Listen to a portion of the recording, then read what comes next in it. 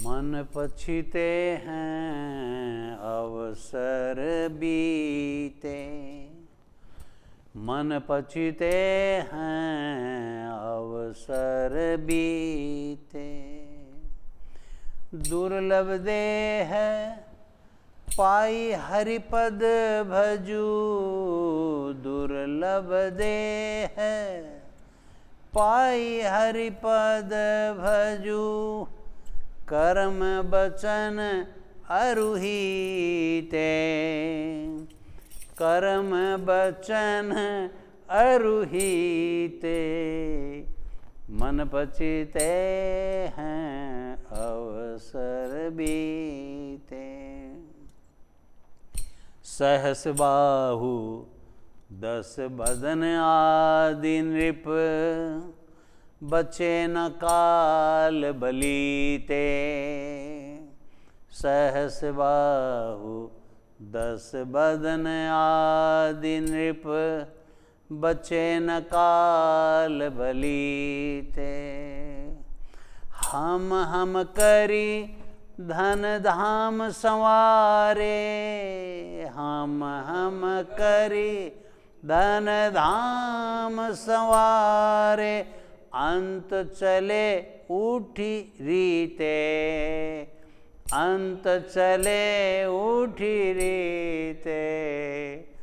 मन पछिते हैं अवसर बीते, मन पछिते हैं अवसर बीते।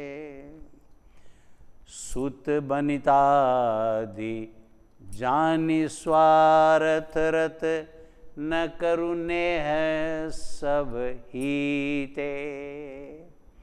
सुत बनितादि जानि स्वार्थ रत, न करुणे है सब हीते। अंतों तो ही तजेंगे पामर, अंत हूँ तो ही तजेंगे पामर। तू न तजे अब ही ते, तू न तजे अब ही ते।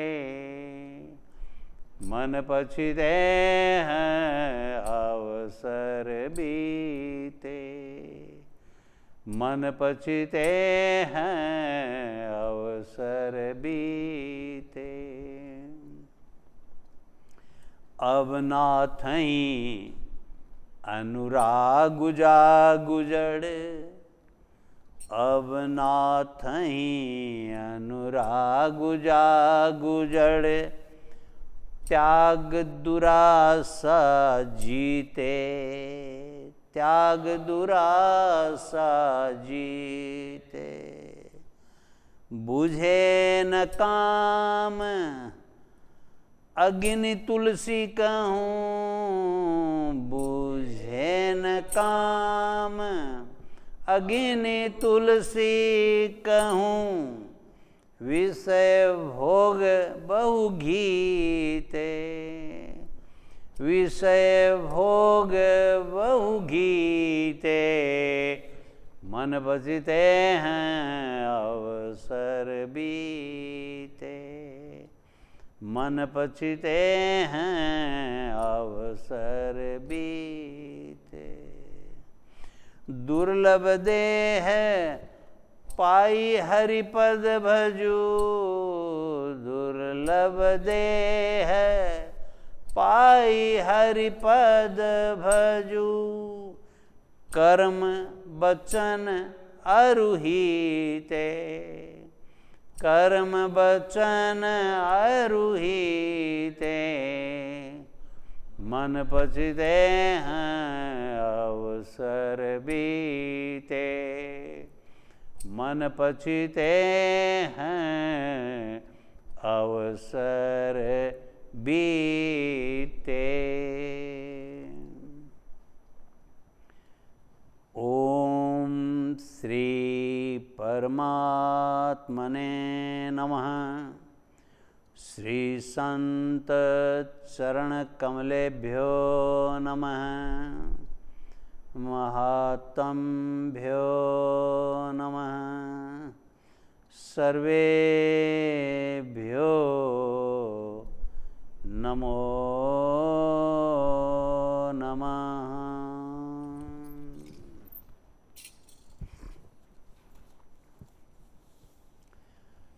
ब्रह्मलीन परम श्रद्धेय स्वामी राम सुखदास जी महाराज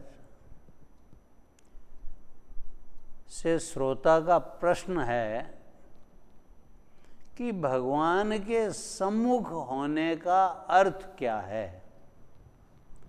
भगवान के सम्मुख होने का अर्थ क्या है?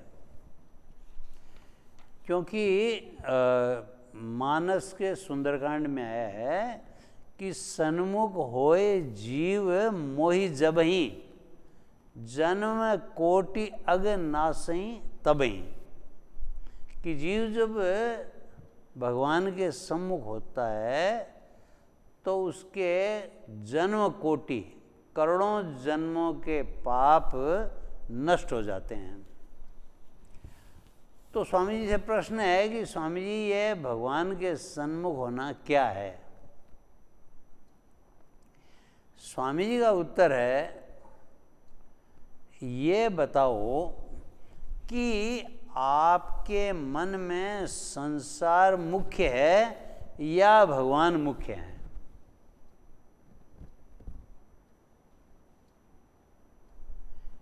आपके मन में संसार मुख्य है या भगवान मुख्य है?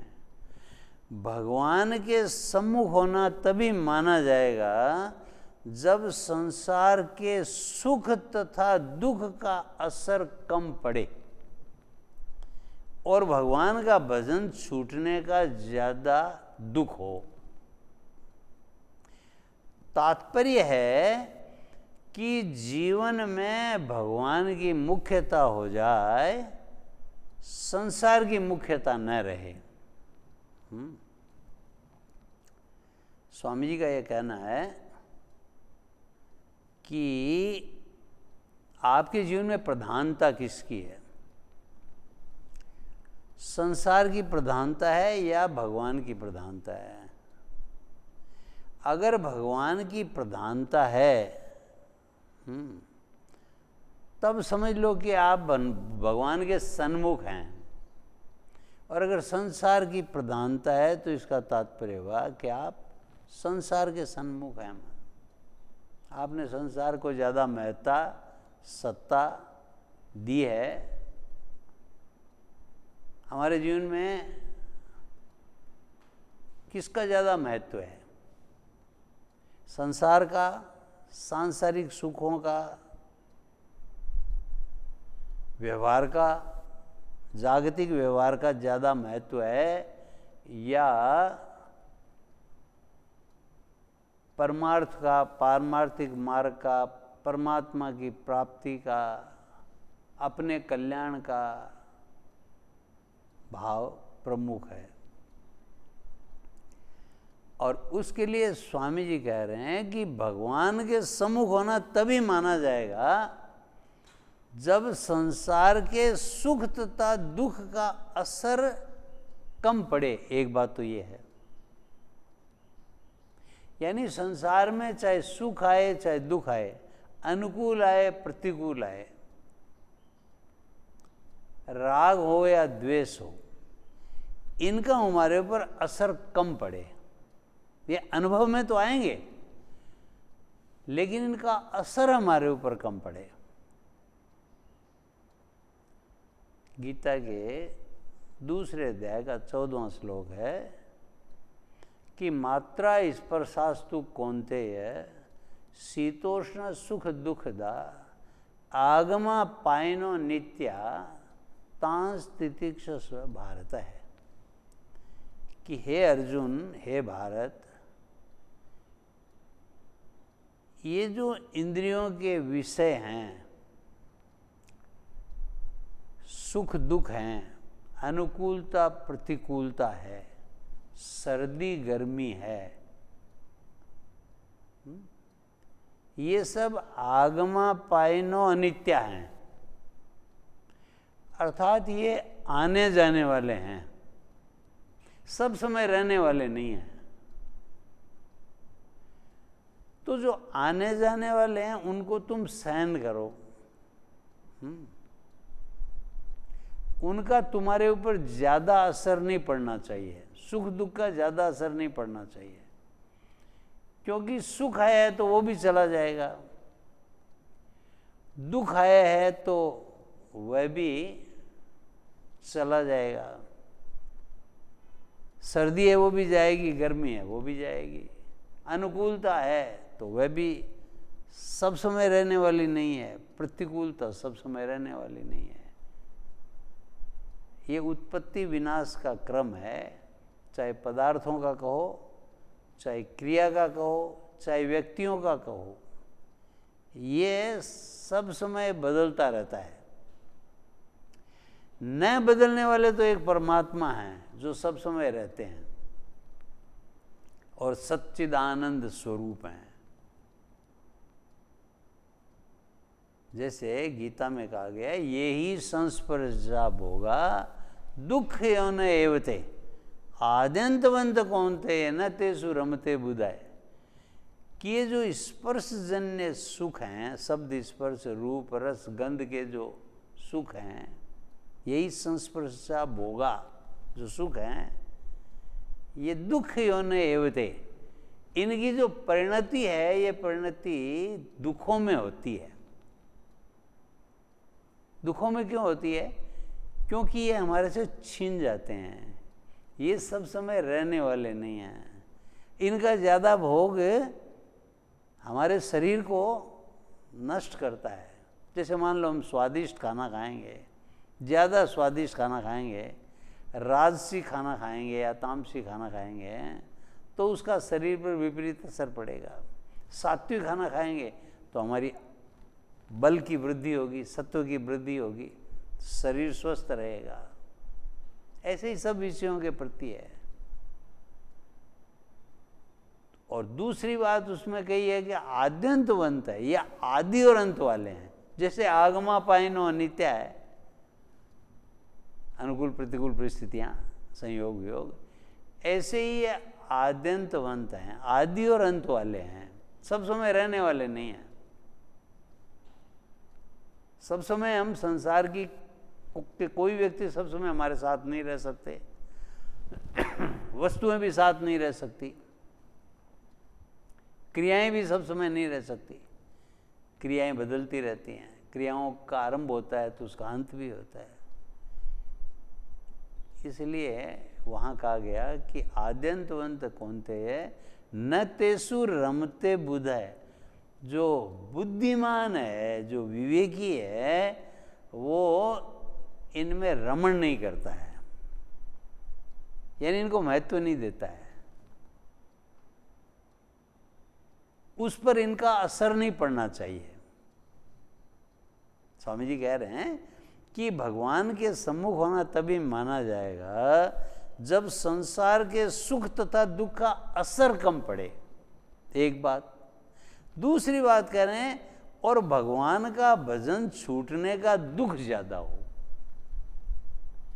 भगवान का भजन छूटने का दुख ज्यादा हो, यानी अगर भगवान का भजन छूट गया, सत्संग छूट गया, स्वाध्याय छूट गया, सुमिरन छूट गया, तो समझना चाहिए कि पूजा पाठ छूट गया, तो बहुत बड़ा नुकसान हो गया, उसका दुख होना चाहिए हमको।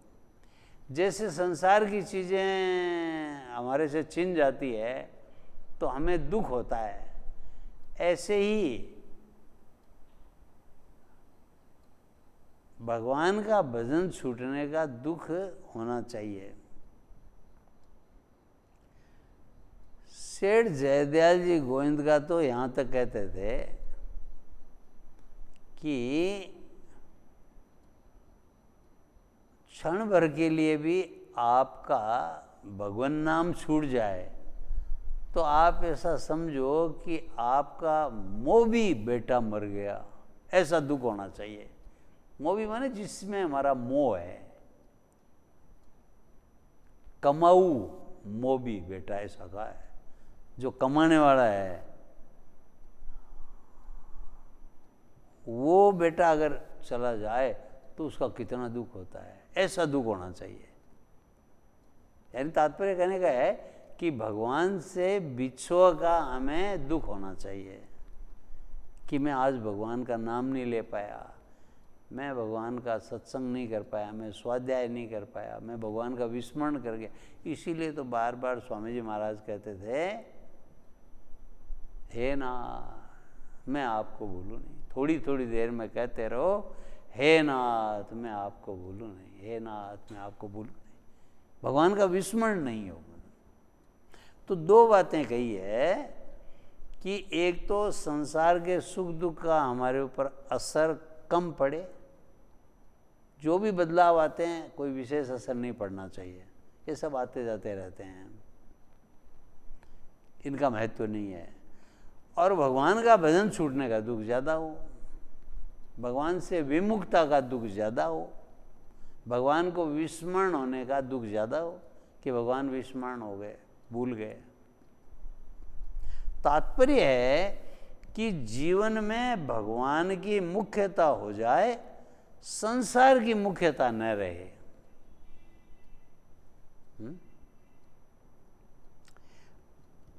अब दूसरी बात कह रहे हैं कि पारमार्थिक उन्नति तो आपकी उन्नति है, पर सांसारिक उन्नति आपकी उन्नति नहीं है। सांसारिक पदार्थ रुपए मान सत्कार आदि जितने ज्यादा होंगे उतना ही पतन होगा। यानी आपको भौतिक सफलता जितनी मिलेगी ना, भोग और संग्रह जितने ज़्यादा मिलेंगे तो वह आपका पारमार्थिक पतन करेंगे, क्योंकि आप उनमें आसक्त हो जाओगे और भगवान को भूल जाओगे जिसके लिए भगवान ने यह मनुष्य जन्म दिया है। आपके भीतर जितना जितना भगवान का आदर होगा उतना उतना संसार का आदर अपने आप कम हो जाएगा, क्योंकि संसार पर है और भगवान स्वकीय हैं। भगवान अपने हैं, संसार का आश्रय पराश्रय है। संसार अपना नहीं है, क्योंकि संसार हमें भगवान से दूर करता है, नाशवान है। शरीर और संसार एक जाति के हैं और हम और परमात्मा एक जाति के हैं, इसलिए परमात्मा हमारे स्वकीय हैं, हम परमात्मा की संतान हैं। संसार नष्ट होने वाला है, शरीर भी नष्ट होने वाला है। शरीर रहेगा नहीं, लेकिन हम रहेंगे सब समय। संसार रहेगा नहीं, या तो हम नहीं रहेंगे या संसार नहीं रहेगा। भाई हमारे प्रियजन चले जाएंगे या हम चले जाएंगे, धन चला जाएगा, पदार्थ भी कम बेस होते रहते हैं। हम नहीं चाहते हैं कि धन हमारा जाए, फिर भी धन चला जाता है। तो संसार पर है और भगवान स्वकीय हैं। संसार पराय है और भगवान अपने हैं। आप भगवान के अंश हैं और संसार प्रकृति का अंश है। हम चेतन के अंश हैं और संसार जो है वो जड़ का अंश है। आपके भीतर जितना संसार का आदर है उतना ही भगवान का अनादर है। जितना हमने संसार को महत्व दे रखा है उतना ही कम भगवान का महत्व हो जाएगा। तो इसका मतलब संसार के पदार्थों को, रुपए को, मान बढ़ाई को अगर आपने ज़्यादा महत्व दिया तो भगवान का महत्व कम हो गया। सीधी बात है, समझ में आने वाली बात है। तो स्वामी जी कह रहे हैं कि सांसारिक पदार्थों के नाश से हमारा नुकसान नहीं है, प्रत्युत भगवान को भूलने से हमारा नुकसान है, पतन है, अवनति है। नरकों में जाने की तैयारी है। मनुष्य जीवन व्यर्थ जाने का कारण बनेगा। लाखों करोड़ों रुपए पास में हों पर आज मर जाएं तो 1 कौड़ी साथ चलेगी नहीं। संग चले ना अकेला, उड़ जाएगा रे हंस अकेला, 2 दिन का दर्शन मेला।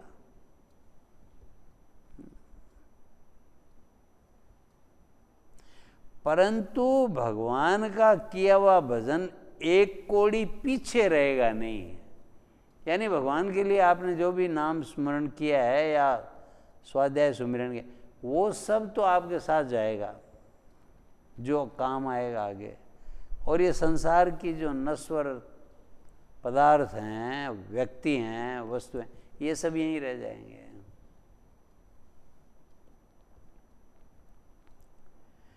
जन्म लेने पर आप क्या साथ लाए थे और मरने पर क्या साथ ले जाएंगे, इन 2 बातों पर आप स्वयं विचार करो कि आप जन्म लेने पर साथ में क्या लाए थे। बताओ, कुछ नहीं लाए। लाए थे कुछ, कैसे नहीं लाए? प्रारब्ध लेके आए हो, पूर्व जन्म को लेके आए हो, पूर्व जन्म के संस्कारों को लेके आए हो, आपने जो पुण्य कर्म किए हैं उनको लेके आए हो, पुण्य और पाप दोनों कर्मों को लेके आए हो। आपको जो मनुष्य जन्म मिला है वो इसीलिए मिला है कि भगवान ने आपके ऊपर कृपा की है। आपके ऐसे कर्म होंगे या भगवान की आपके ऊपर कृपा या दया होगी, तो भगवान की कृपा को लेके आए हैं हम, और हमारे पुण्य कर्मों को लेकर के आए हैं, जिनके आधार पर हम हैं। कोई ब्राह्मण परिवार मिला है, कोई वैश्य परिवार मिला है, कोई क्षत्रिय परिवार मिला है, कोई शूद्र परिवार में गया है, कोई पशु पक्षी बना है, कोई पेड़ पौधे बना है। ये तो योनियां ही है ना। ऊर्ध्वम गच्छन्ति सत्वस्था, है ना, मध्य तिष्ठन्ति राजसा, जगन्य गुण वर्ती ता, अधो गच्छन्ति तामसा। तो जन्म लेने पर हम ये साथ लेके आए, और मरने पर क्या साथ ले जाएंगे? मरने पर जो है यही साथ ले जाएंगे, यानी भगवान का भजन, भगवान का प्रेम, ये साथ में जाएगा। बाकी जो यहाँ जो का है, धन दौलत है, सांसारिक पदार्थ है, रुपए हैं, मान बढ़ाई, ये सब साथ में नहीं जाएंगे। इसलिए इस बात को आप गंभीरता से विचार करो कि हमें साथ में लेकर के क्या जाना है, क्या जाएंगे, उसको महत्व दो। यानी भगवान के सम्मुख होने का अर्थ क्या है, ये प्रश्न था। इस प्रश्न का उत्तर यह है कि भगवान के सम्मुख होने का अर्थ यह है कि भगवान को जीवन में हम प्रधानता दें, मुख्यता दें, और संसार को गौण माने, तभी हमारा कल्याण संभव हो सकता है।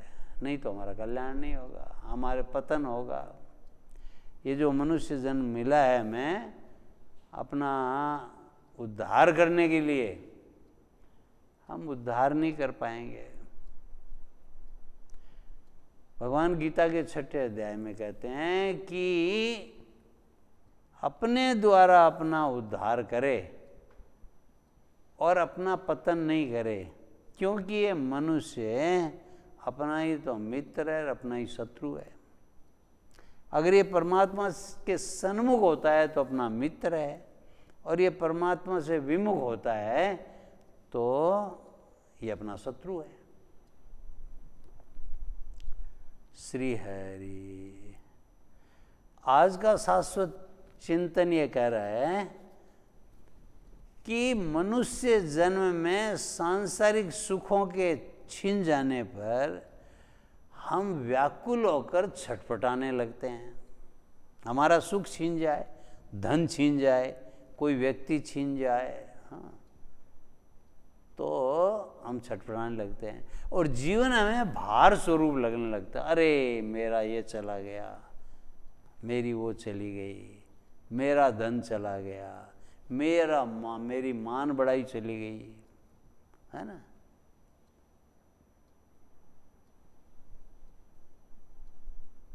मेरा घर चला गया। तो ऐसे समय भगवान का परम आश्रय ही हमें सच्चा संबल प्रदान कर सकता है, जिसके सहारे हम अपनी जीवन यात्रा को सुगम और सार्थक बना सकते हैं। अंततः तो परमात्मा के आश्रय से ही जीव का आवागमन छूटता है। यानी हम संसार का आश्रय लेंगे तो जन्म मरण होता रहेगा, और संसार का आश्रय सब समय रहेगा, ये भी ठीक नहीं है। हम जैसा चाहें वैसा रहेगा, कैसे है भाई। हम चाहते हैं सब व्यक्ति बने रहें, हमारा धन भी बना रहे, हमारी मान बढ़ाई सब बने रहें। हम आज जिस स्थिति में हैं वो स्थिति सब समय बनी रहे, वो तो किसी की भी नहीं रही, संत महात्माओं की भी नहीं रही, बड़े बड़े राजनेताओं की नहीं रही, समाज नेताओं की, महापुरुषों की भी नहीं रही, उनको भी जाना पड़ता है। अवतारों की भी नहीं रही, उनको भी जाना पड़ा है। तो वास्तव में जो हमारा कल्याण है वो तभी होता है जब हम भगवान के सन्मुख होते हैं। जो स्वामी जी की वाणी है उसी के अनुसार ये बात है कि आवागमन से मुक्ति तभी हो पाती है जब हम भगवान के सन्मुख होते हैं। अगर हम संसार को ज़्यादा महत्व देंगे तो भगवान का आश्रय अगर न लेंगे तो हमारी दुर्गति होगी। बाद में जो हमारा जीवन होगा वो निकृष्ट जीवन होगा, क्योंकि स्वर्ग नरक अपवर्ग निशानी कहा गया है कि ये मनुष्य जीवन जो है यहाँ से स्वर्ग को भी जा सकते हैं, नरकों को भी जा सकते हैं, मोक्ष को भी प्राप्त कर सकते हैं, भगवत प्रेम भी प्राप्त कर सकते हैं। अब ये हमारे ऊपर है कि हमने प्रधानता किसको दे रखी, भगवान को दे रखी है या हमने संसार को प्रधानता दे रखी है। श्री हरि राम राम राम नारायण नारायण नारायण। हे नाथ मैं आपका हूँ, हे नाथ मैं आपकी शरण में हूँ, हे नाथ हे मेरे नाथ मैं आपको भूलूँ नहीं। सियावर रामचंद्र की जय, मोर मुकुट बंसी वाले की जय। हरि ओम तत्सत।